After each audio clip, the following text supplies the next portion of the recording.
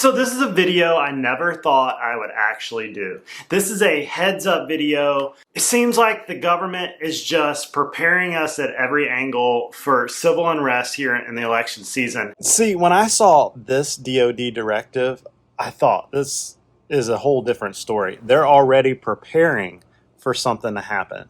Not the next administration, the administration right now, the Biden administration. So who would give the military the authority to do some violence at that level when the police are able to do it?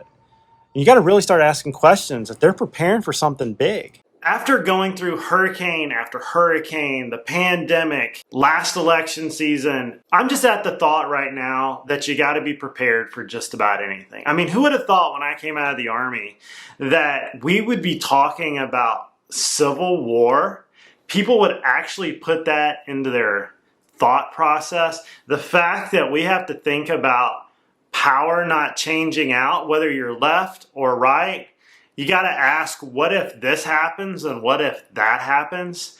It's like, where have we gone? But that's really here nor there. I know that I have to prepare my family, I have to prepare myself, I have to prepare those around me, my network, because my network is my net worth, and that is what is going to keep us safe in the coming future. So we got to ask a lot of questions, and we got to really think about what would we do. And I'm going to tell you my thought process as a veteran of the Army, as somebody that has seen a third world operate post-war, interwar, when things crumble, what exactly happens? So I'm going to talk to you about how I plan to prepare my family, how to prepare those around me, and maybe this will help you out and something maybe you need to think about along the way. I remember when the pandemic happened, I told my family, this is about to get real, this is about to happen. And they looked at me like I was crazy, but after seeing war and what can happen with famine and hunger, and when people will actually do some weird things that you thought they were normal people, it was hard for me to get over to them that this stuff can actually happen. What if the power goes out? What if the food just stops at the supermarket? And we've gotten a taste of that lately with the hurricanes. Hey, we saw Tampa get hit twice by a crazy surge. We saw how the government reacted in Helene. We saw Katrina, we've seen Ivan, we've seen these humongous devastations, we've seen wildfires, we've seen a lot of really weird stuff. We saw CrowdStrike happen recently, we've seen cyber strikes, we've seen when the ports go on strike and the government had to come in and say, hey, don't do that, and they ended overnight, but within just a couple of days, the shelves were already going empty. So you got to really ask yourself, what should we do if this happens? Is peace of mind. It is something to say, well, if it does happen, we'll be fine. I have a plan, we're going to execute this. But when you don't have a plan, you're going to be a nervous wreck. You're not going to have the basic functions for your family, and it can really be stressful, and that's why we see these humongous lines at Costco and Walmart and people scrambling for toilet paper, and they're in a panic, and that's not someplace I want to be. I want to be prepared. Not over the top, but prepared. And here's how you do that. One, everybody should have 1 week's worth of supplies in their house. 1 week. Not crazy amount, 1 week. You can stretch that to a month if you can. This is my reason. You're either going to be thinking about bugging in or bugging out. I'll get more to that later, but you got to think 1 week's worth of water. That means, can I cook? Can I clean? Can I flush the toilet? Can I drink the water? Have a storage container of it, not just bottles of water, but a large holding tank of it. You can get those plastic 5-gallon drums, kind of like a gas can, but for potable water. Have a couple of those. You'll be able to flush your toilets. You'll be able to drink it. Maybe have some type of water filtration system that'll allow you to convert nasty water to good water. But you want to be able to cook, clean, and you want to be able to flush the toilets. Most of the sewers will work for a while. If I could say anything, make sure your car is full of gas. Make sure you have some in gas tanks for your generators, and that your generator could probably operate a week, at least a week. It'll give you a week to figure things out, to come up with another plan, to start networking, to figure out what's really going on. And that's one of the things I can think of, because if we learned anything from hurricanes, the next 24 hours after a hurricane, there is no gas. The gas lines are about 9 days long, and once it goes out, it's pure chaos. Can't go to work, people start really doing some bad things, fighting starts happening in all the parking lots. So make sure you don't have to go into those gas lines. Just always make sure you have a full tank of gas in your car. When you get down to half tank, 3/4, fill it back up, and you won't have to worry about that. For me, I keep the riding lawnmower full of gas. It's another 5 gallons, 10 gallons. I keep the tractor full of gas. I keep the lawnmowers full of gas. Keep my gas cans full of gas. And that way I've always got a good backlog of gas, and just rotate it out and you'll be fine. But remember, when the gas runs out, the world stops. Even with supermarkets, when the diesel runs out, the supermarket stops too. You should have a go bag for each member of your family. Each child, each elderly spouse, grandma, grandpa, or me, my wife, my child. That way we just grab it and we go. It's sitting in a spot that it never moves. Everything's in it. A med kit, bottle of water, a container to hold water for the future because you might have to refill it on the move. You should have everything you need, change of clothes, some cold weather gear because it's going to be going into cold weather very soon. If you're in your car, maybe keep a sleeping bag in the car. Always have a blanket, especially if you're up north where it's going to be cold. Like for us, we kept our woobie everywhere we went. Make sure all your batteries are charged or you have extra batteries. Maybe a battery pack is awesome. Keep you going for a couple of days. That's what we're shooting for here. Give you some days so you can figure everything out. Figure out where supplies are, things like that. Make sure you have some cash. Look, when the power goes out, cash is all you've got. When hurricanes happened around here and none of the supermarkets or the stores had power, it was cash. You know, some type of bartering system. And if you get cash, do not get big bills. Nothing bigger than a 20. If you can get things smaller than 20s, if you get 20s, most banks will just give you 20s. Make sure you say, hey, give me some 5s, give me some 10s, give me some 1s, because there's nothing worse than to have cash in a problematic situation and the bill is too big. Had $1,000 bill in your pocket during the Great Depression, well, you weren't going to split that, and you weren't going to pay $1,000 for an apple. So make sure you have small bills, denominations of those.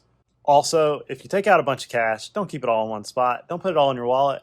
Put some in your shoe. Put some in your bag. Put some on somebody else. Put some somewhere else. If one of you gets robbed, don't make it to where you're completely out of money, because bandits are going to be everywhere. There's going to be no law enforcement. It's going to be up to you to secure your own self. That's why I say, hey, have a gun.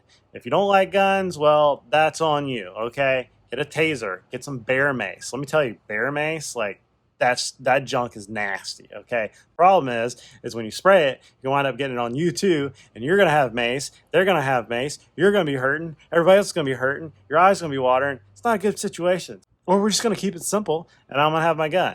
Even if it's grandpa's old 45 or it's, the old squirrel gun that you got that you can stuff in your backpack. Whatever protects your position, that's what you're going to use. And that's what I'm saying with all this is, you can prepare and you can think about this all you want. But when it happens, odds are you're not going to be expecting it.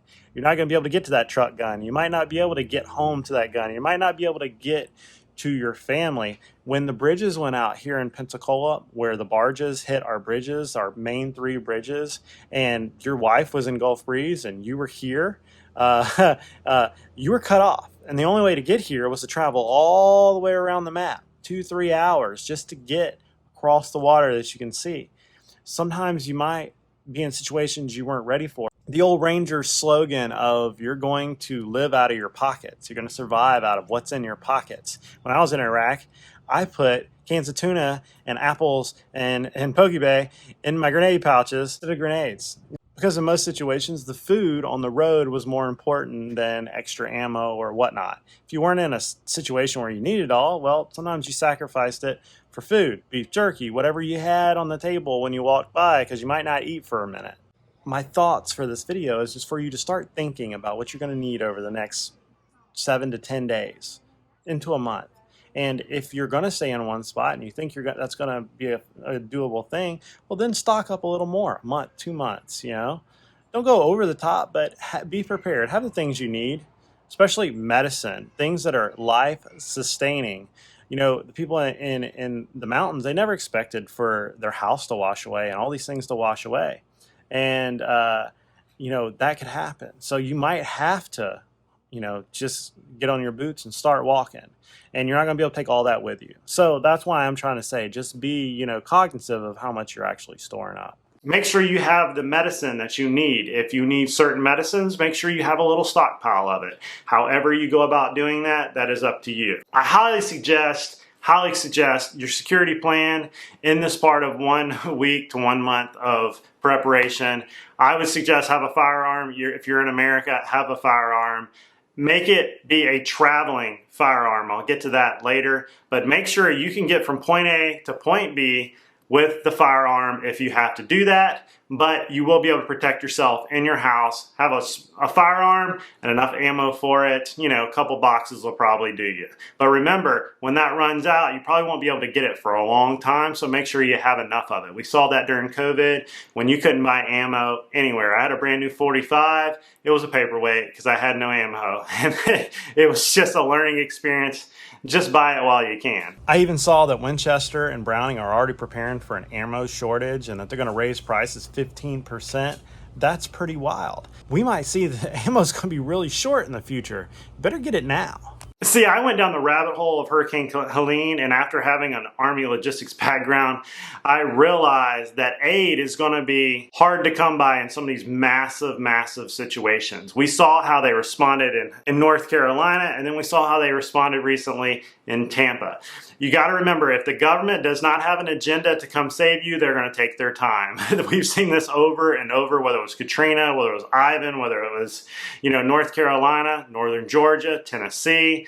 I mean, they're still looking for bodies up there. They're still trying to find people. If you weren't in a main city, you're on the bottom of the list. Just remember that it's going to be up to you, your friends, the churches, and everybody around you to come and get you and to save you. So start backwards planning from there. If you have a small child, I remember when little Jack was born, it was during the you-know-what, and baby formula was hard to find. We drove all the way to Mobile one time because they would ration us 2 baby formula containers. We could only get 2, and it was rationed, and you can't just change a baby off certain formulas while they've been using a certain formula. You can't mix and match. So be prepared with that. Diapers, baby food. If you have elderly with you, if you have pets, pre-plan for that. And that's where I'm going to go into bugging in and bugging out. You can't always leave if you have those with you that can't travel, young children or elderly. So if you have those with you, you would rather be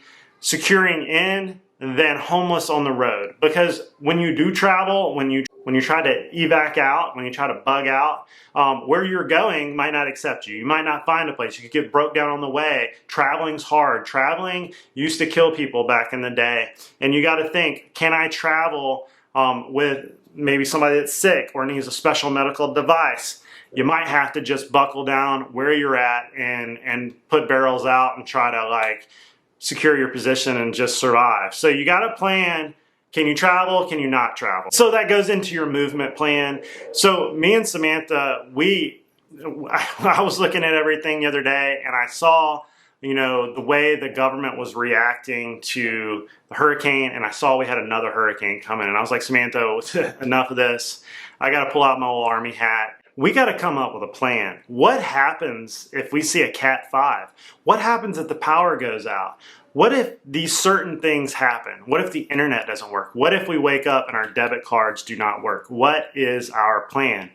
And I put my military mind together and I started thinking, okay, 1, we got to have a few points of operation here. 1, bugging out where we're going. It seems as though the left is preparing what the right might do and the right's preparing what the left might do. And then you've got a sprinkle of foreign adversaries and state-sponsored activities from across the pond meddling in our own little social influencing of each other. And that's scary too. I mean, it would take just a tip of a state-sponsored entity in an election to send things right over the edge. And I hope that doesn't happen, but it could definitely happen. If a cyber attack happened on election night, can you imagine the chaos? I mean, they wouldn't even have to do it to the entire United States, just in the major states that the elections are hinging on, and we wouldn't know for days, weeks, a month it's wild to think, and you really gotta, forward plan some of these things. So you gotta really think,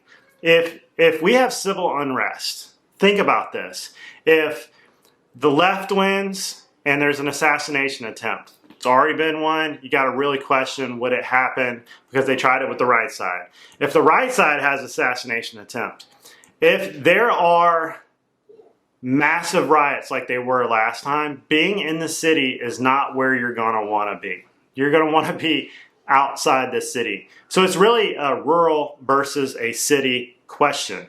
For us, it was like, well, we're going to have to get out of the city.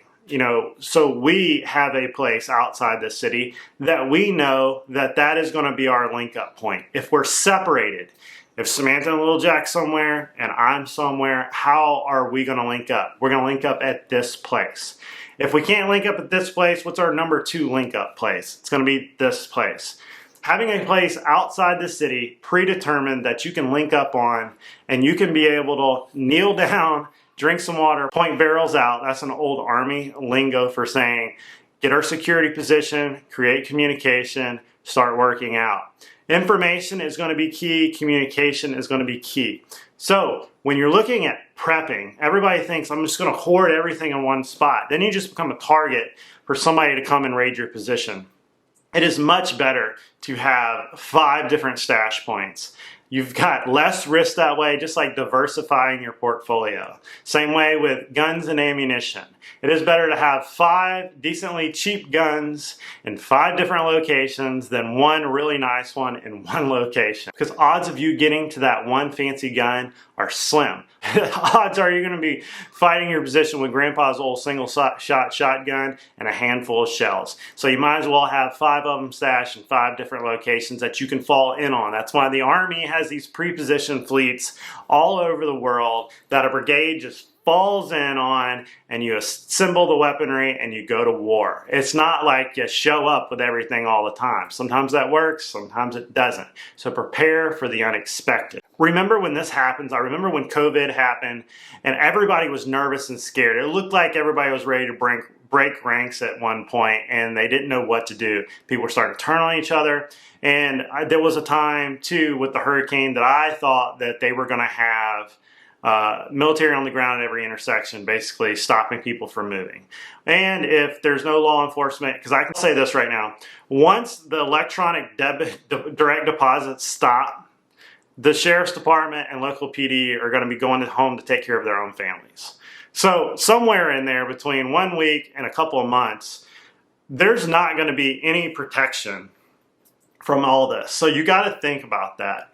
Okay, 1 week, 2 weeks, we're good. Once we get over that, we see that in Helene right now with Hurricane Helene. We see that up in the North Carolina mountains where the law is gone. Like they're just basically monitoring the roads, and unless it is an absolute emergency, they're not coming. So you got to be able to realize you're going to be pulling your own security. And so when you're moving from where you're at to your link up point or where you're going to in the country, outside the city, whatever that place may be, getting from point A to point B, you're going to have a lot of inner city rivalries going on. You're going to see warlords start to take over neighborhoods, and you've got to go from point A to point B.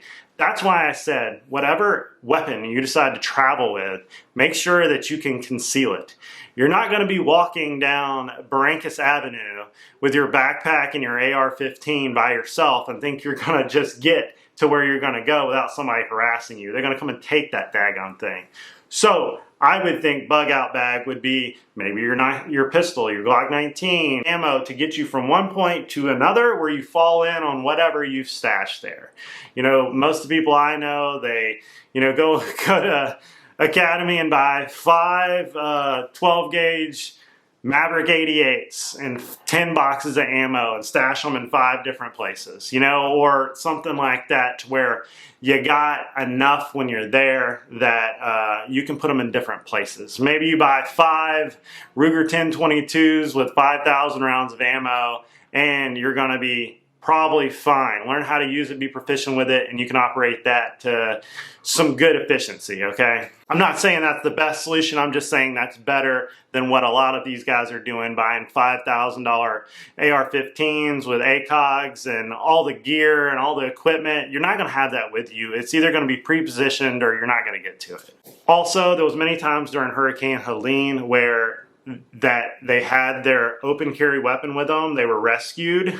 They were brought to town and they weren't allowed to go into the shelter because they had their firearm on them. And that's where bureaucracy starts to set in, and that's what really irks me about a lot of this is, oh yeah, you're legally allowed to carry a firearm, but oh, by the way, we're not going to feed you at the school because you've got a gun on your hip in an emergency situation because we have this stupid law that you can't carry a gun. You can't carry a gun there because, you know, when we didn't have this civil unrest, you know, you weren't allowed to do it. It's like no common sense in some of this. Look, break it down like this. You want to avoid the situations. You don't want to engage in anything. You're looking at survivability of you and your family. If you see a crowd, you go around it. You're not going to fight force with force. You're going to be basically moving away from force. You're going to be vigilant. You're going to try to find communication. You're going to try to find information. You need to have a AM, FM radio, maybe a wind-up or something that operates with batteries that you can get information on. If you could have some type of sat phone or some type of communication device, do that. Your cell phone's not going to work. Try to do something that's not on a battery that you got to physically charge. If you can get a little solar panel for your pocket or maybe a wind-up device that can charge your phone, but your cell phone's probably not going to work. So just think of that and backwards plan. Remember, have a plan, then execute. If this happens, we're doing that, and if this happens, we're doing that. And remember, it's cheaper now to get the provisions up to a month or two, maybe week, 2 weeks that you can eat in the future anyways, and it's going to be cheaper now than it is then. And then if nothing happens, there's no harm, no foul. But if something does happen, you're not in a panic at Walmart trying to get that last roll of toilet paper. Just keep a rolling inventory of things and you'll be fine. And I hope nothing like that ever happens, but we owe it to our families to be prepared, and for those around us that if they need aid too, we can provide it just like in these hurricanes.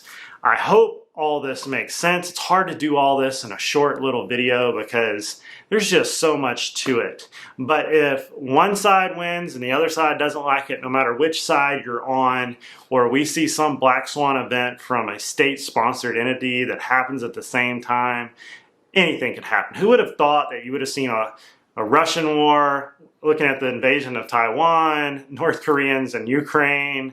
We've got everybody mad at each other on social media going back and forth over a politician.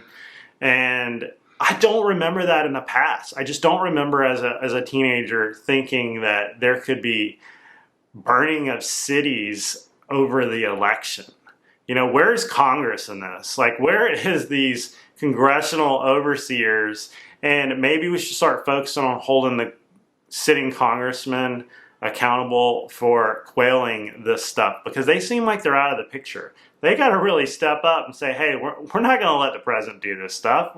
There's checks and balances here. So I just think that we got to really question. I want your comments in the comment section below. I want you to argue about stuff. I want you to create some type of Discord to say, hey, this is how we're preparing. Hey, like, how can we not allow this to happen? How can we all agree? How can we work out the differences? And what you're doing to prepare yourself and your family. I'll see you guys on the next video. Don't forget to like and subscribe.